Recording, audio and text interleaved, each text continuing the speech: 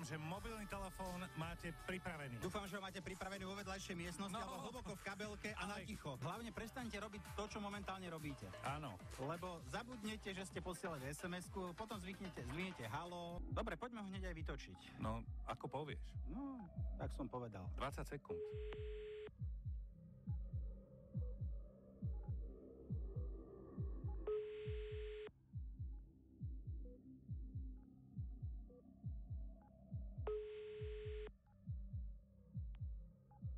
Haló, počúvam Radio Express.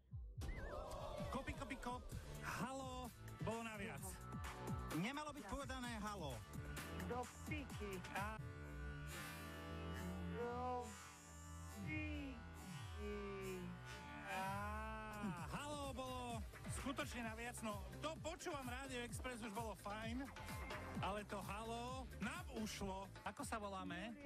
Julia? Z Banskej. Nie je to krásne, že Julia, nežná žena, sa vie tak spravodlivo rozohniť na seba? Od Júla. Ja som možno bola prvá. Julia, počkaj, ale tak aby bolo jasné, zas až nič také extra sa nedieje, lebo sú to len peniaze, hej? Veľké nešťastie. Ale figu Borovu. Julia, nie, myslíme si, že nič až také zlé sa nestalo. Nie. Bože, na nebi, veď mám napísané, My ti rozumieme. Počúvam Radio Express pred sebou. No, a musíš to len tak... Prečo tam bolo to halo? To halo si škrtni. Krúpci fajka. Držíme ti palce, Julia. Môj muž mal bez. Nie, prosím ťa, ten vôbec nič nepočul.